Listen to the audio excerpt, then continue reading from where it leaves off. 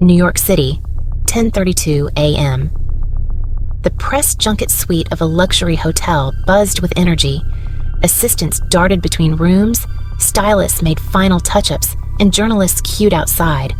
Everything was meticulously curated, but no one knew that today would birth one of the most controversial celebrity interviews of the year. Blake Lively, America's beloved Golden Girl, was there to promote her new film, a psychological thriller centered on a woman surviving emotional abuse. The role was said to be one of her most vulnerable to date. Publicists had framed the movie as a vehicle for discussing feminism, resilience, and gender violence. All eyes were on Blake. What she would say mattered, but what came out of her mouth shocked everyone.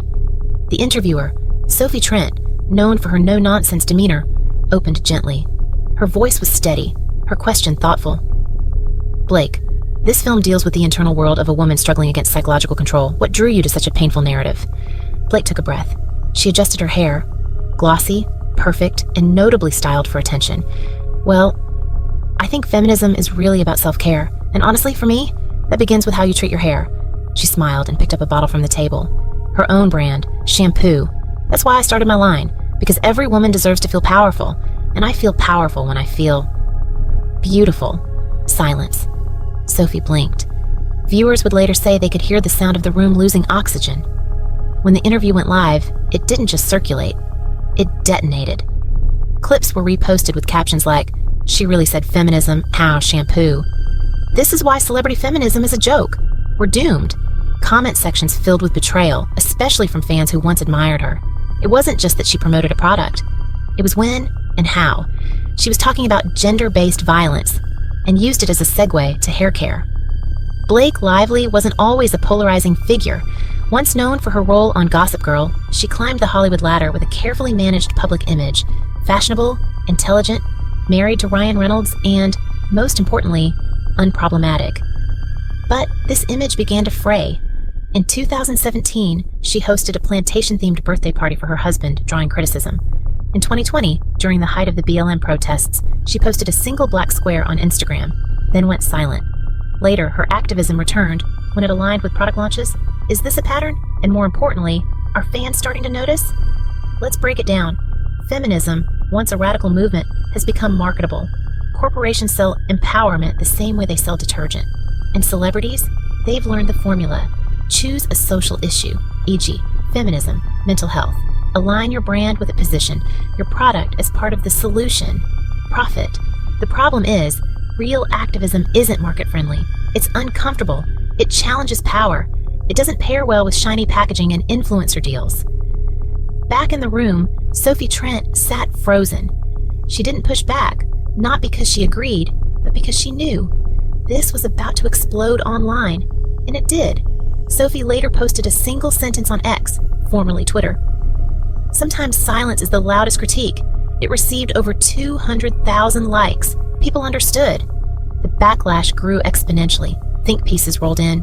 TikToks mocked the moment. Reddit threads analyzed it frame by frame. What made it worse was how her team responded. Instead of apologizing or clarifying, Blake's PR team doubled down. They posted behind-the-scenes footage of her on set, doing her hair, talking about how physical transformation is tied to emotional strength. It felt manipulative, performative, cold.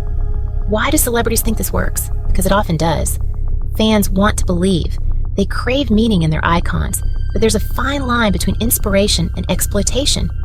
Blake's move revealed a deep disconnect, not just from reality, but from consequence. She wasn't reading the room. She was monetizing the room. And this raises a bigger question. How often do we confuse charisma for character? Some of Blake's most loyal fans began speaking out. This was tone-deaf and dangerous. I've followed her since Gossip Girl, but this made me sick. She could have used this platform to talk about resources for women, but she talked about conditioner. Others tried to defend her. She's allowed to talk about beauty. That's valid too.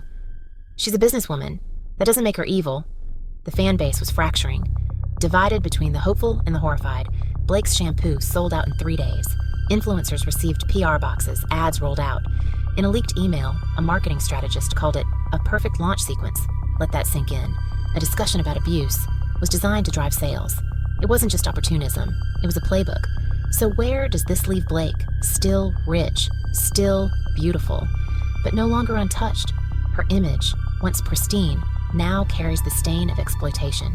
But this isn't just her story. It's ours too. We live in a world where social justice is a sales pitch and empathy is monetized.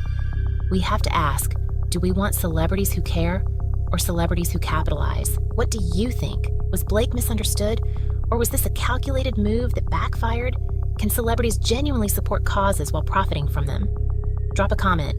I'll be reading.